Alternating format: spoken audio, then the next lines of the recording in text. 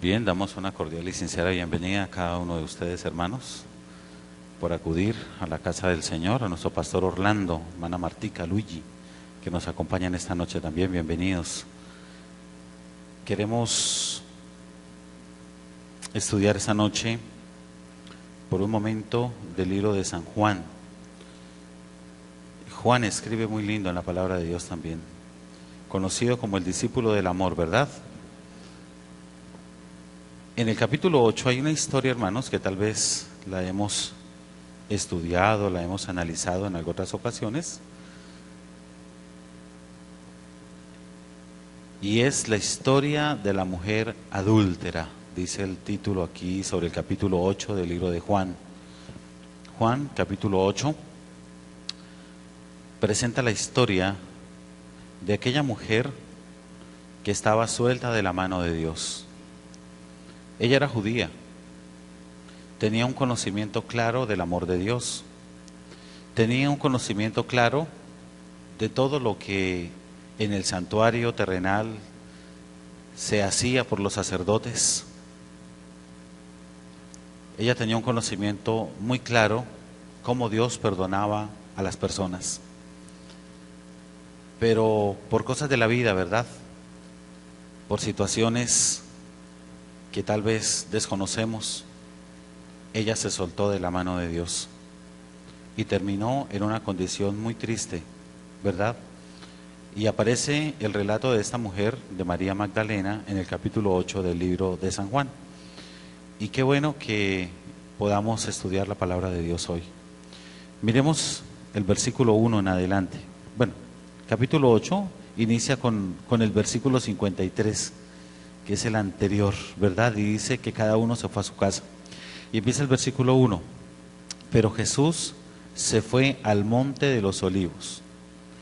Por la mañana volvió al templo y todo el pueblo vino a él. Y sentándose les enseñaba.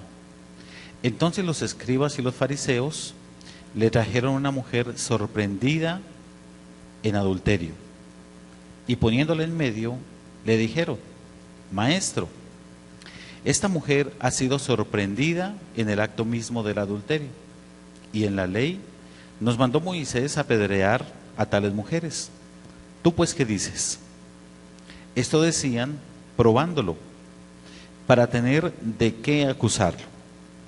Pero Jesús, inclinándose hacia el suelo, escribía en tierra con el dedo. Y como insistían en preguntarle, se enderezó y les dijo: El que de vosotros esté sin pecado, sea el primero en arrojar la piedra contra ella. E inclinándose de nuevo hacia el suelo, siguió escribiendo en tierra. Pero ellos, al oír esto, acusados por su conciencia, fueron saliendo uno a uno, comenzando desde los más viejos hasta los más jóvenes. Solo quedaron Jesús y la mujer que estaba en medio. Enderezándose Jesús y no viendo a nadie más sino a la mujer, le dijo: Mujer, ¿dónde están los que te acusaban? ¿Ninguno te condenó? Ella dijo: Ninguno, Señor. Entonces Jesús le dijo: Ni yo te condeno, vete y no peques más, ¿verdad? Bien. Allí se están proyectando los versículos, si los quieren leer también allí. Aunque qué lindo es tener un contacto personal con la palabra de Dios. Esta historia, hermanos, es una historia basada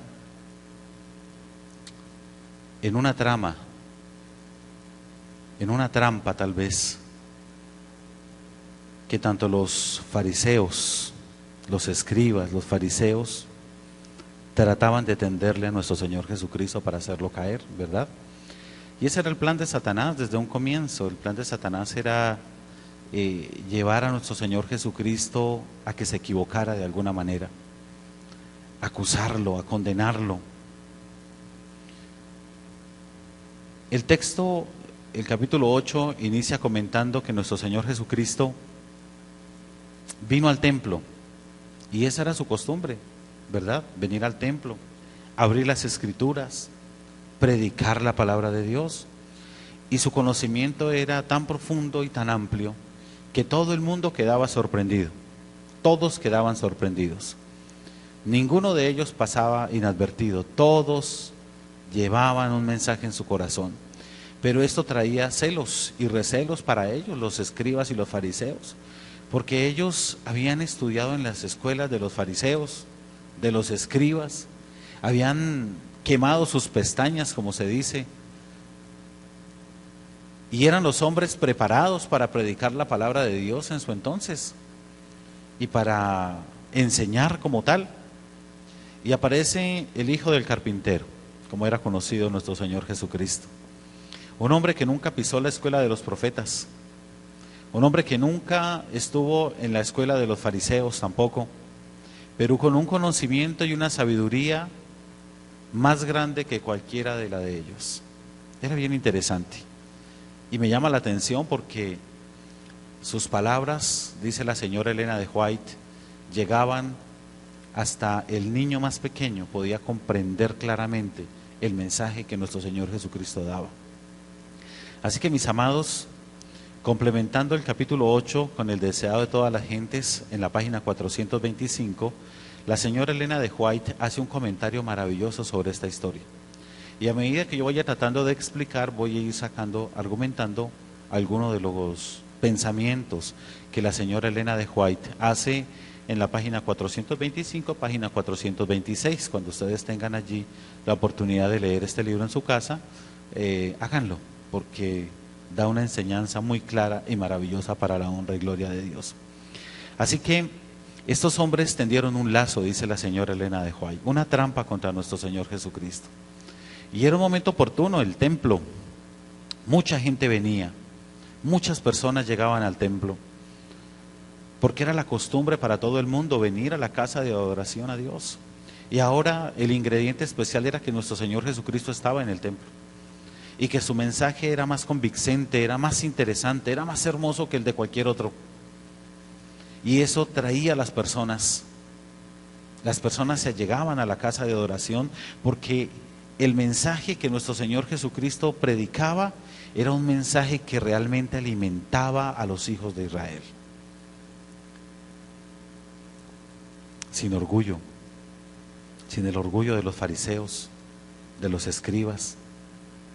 Era un mensaje sencillo, era un mensaje muy transparente, era un mensaje de amor, ¿verdad?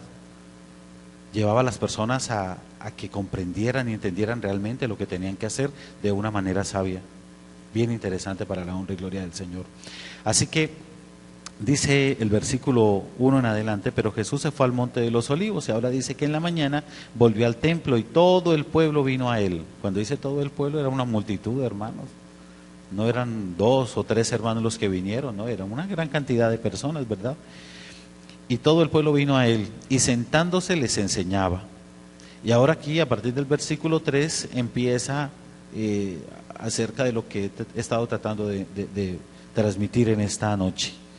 Entonces los escribas y los fariseos le trajeron una mujer sorprendida en adulterio, y poniéndola en medio le dijeron: Maestro, esta mujer ha sido sorprendida en el acto mismo del adulterio. A ver, ¿en qué consistía la trampa? Allí en la página 425 dice que uno de estos mismos hombres, hablando de los fariseos y los que estaban con ellos allí, estaba con esa mujer en el mismo acto del adulterio.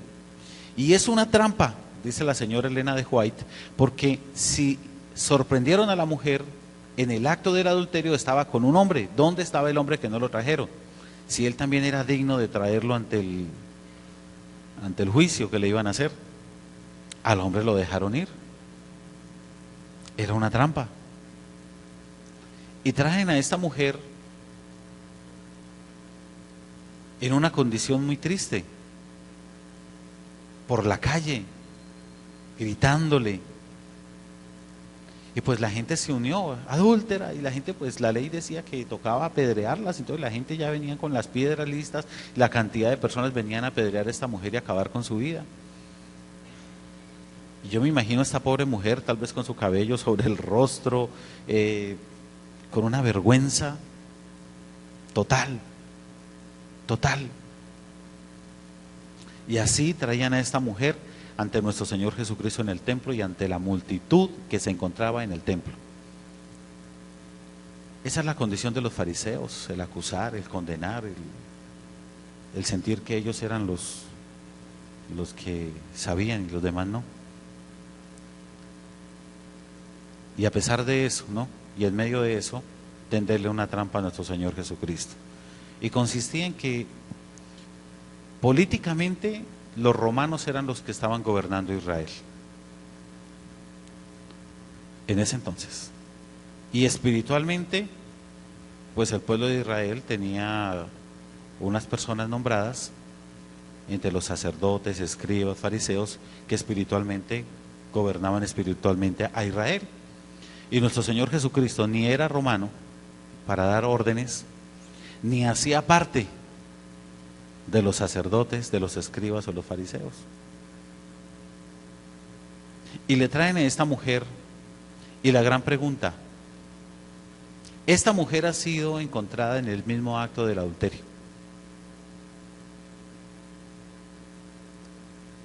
Y en la ley Moisés, dice en el versículo 4, ¿sí? Vamos a mirar allí. Maestro, dice aquí el versículo 4, le dijeron: maestro, esta mujer ha sido sorprendida en el acto mismo del adulterio. Y en la ley nos mandó Moisés apedrear tales mujeres. ¿Tú pues qué dices? ¿Tú pues qué dices?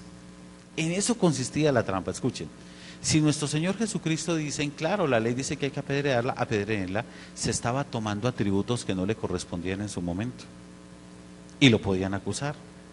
Ahora, si dice no la apedreen, ¿estaba qué? Violando la ley de Moisés. Estaba en un dilema. Interesante, ¿verdad? Y era la forma, era un plan malévolo para acusar a nuestro Señor Jesucristo y llevarlo a la muerte. Ese era el plan de ellos en su momento.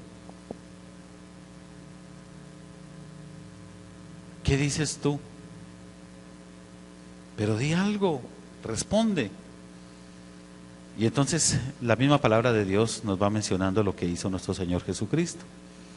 Versículo 6, esto decían, probándole, para tener de qué acusarle, pero Jesús, inclinándose hacia el suelo, escribía en tierra con el dedo. Y como insistían en preguntarle, se enderezó y les dijo: el que de vosotros esté sin pecado, sea el primero en arrojar la piedra contra ella. A mí me sorprendió lo que la señora Elena de White comenta en el deseo de toda la gente, allí en la página 425. Como estos hombres insistían, dice que nuestro Señor Jesucristo se inclinó y empezó a escribir en la arena con su dedo, en el polvito de la tierra que había allí en la arena. Bueno, empezó a escribir.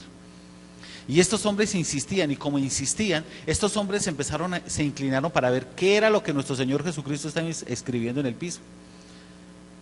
Y menciona la señora Elena de White que nuestro Señor Jesucristo estaba escribiendo los pecados de cada uno de ellos ahí en el piso. La maldad que había en sus corazones,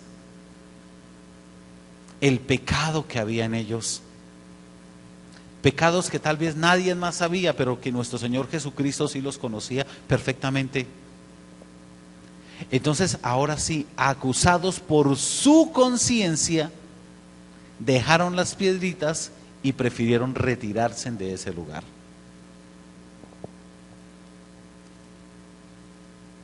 Interesante, ¿verdad? Acusados por su conciencia, acusados por su conciencia,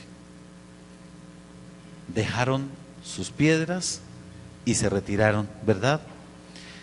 Y lo menciona en el versículo 9, dice: e inclinándose de nuevo hacia el suelo, siguió escribiendo en tierra. Pero ellos, al oír esto, acusados por su conciencia, fueron saliendo uno a uno, comenzando desde los más viejos hasta los más jóvenes. Y ahora hay algo interesante aquí. Dice que solo quedaron Jesús y la mujer que estaba en medio. Entonces Jesús, bueno, no viendo a nadie más, sino a la mujer, le dijo: mujer, ¿dónde están los que te acusaban? Ninguno te condenó. Ella dijo, ninguno, Señor. Y yo imagino ese momento, esa mujer apretando los ojos, las manos, esperando recibir los golpes, las pedradas que tenía que recibir por su pecado.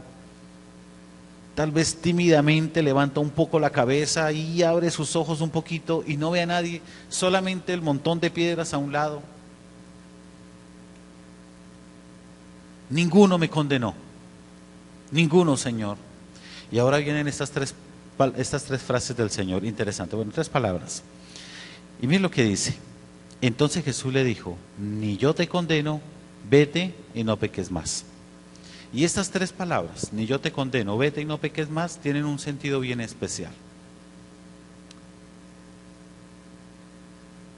Esa palabra vete era una palabra muy conocida para ella, porque la vida de María Magdalena fue una vida de pecado, de prostitución. Y cada vez que ella estaba con un hombre, cuando ya terminaba todo, vete, muy conocida. La palabra no peques más era una jovencita que desde niña iba al santuario a pedirle perdón a Dios por sus pecados. Tal vez iba con su palomita o tal vez iba con su corderito, bueno, como fuera iba a pedirle perdón al Señor. El sacerdote ponía las manos sobre el corderito, hacía la oración y después de todo lo que se tenía que hacer con el corderito, el sacerdote venía y le decía, María, vete, no peques más. No peques más, pero ella se iba y otra vez cometía errores, nuevamente caía en pecado. Pero la palabra que transformó a María Magdalena, mis amados, fueron las palabras llenas de amor de nuestro Señor Jesucristo cuando le dice, ni yo te condeno. Esas palabras, hermanos, son las palabras más lindas que María Magdalena tal vez pudo recibir de una persona. Fueron unas palabras llenas de amor. Y tal vez nosotros muchas veces humanizamos tanto a Dios que creemos que Él es tirano con nosotros cuando nos equivocamos. Pensamos que Dios es un Dios como los mexicanos están viendo a Donald Trump en este momento. Saben, hermanos, Dios es un Dios de amor. Yo no imagino a Dios como un padre enojado por los errores de sus hijos. Y hay veces nosotros pensamos que Dios es así, que pensamos que Dios nos mira a nosotros y muchas veces nos habla de una manera tan fuerte que sufrimos solamente como nos habla. Y vemos a un Dios diciéndonos, por ejemplo, ¿ves? Yo no veo aquí al Señor Jesús hablándole a María Magdalena así, por ejemplo. ¿Ves, María Magdalena? ¿Otra vez? ¿Hasta cuándo, María Magdalena? Desde niña te conozco, cuando ibas al santuario, cuando ibas y le pedías perdón al Señor, cuando ibas con tu familia, cuando te soltaste de mi mano y volviste en alguna ocasión a pedir perdón. ¿Cuántas veces te he perdonado, María Magdalena? ¿Hasta cuándo vas a seguir pecando? Por favor, miren el problema que estás metida, casi te matas, María Magdalena, otra vez. Yo no veo a Dios haciendo eso allí. Simplemente el Señor Jesús le dice a María, ni yo te condeno.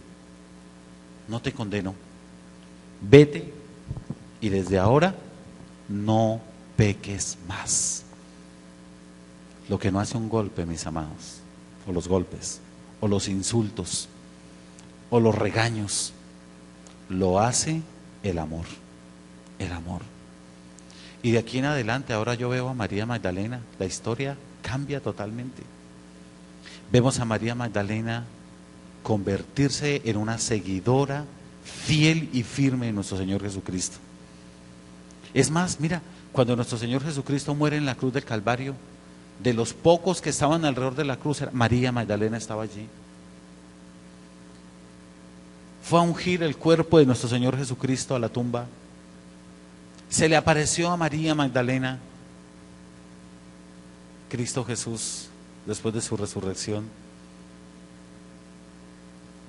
María Magdalena murió predicando la palabra de Dios. y esperando a su Salvador.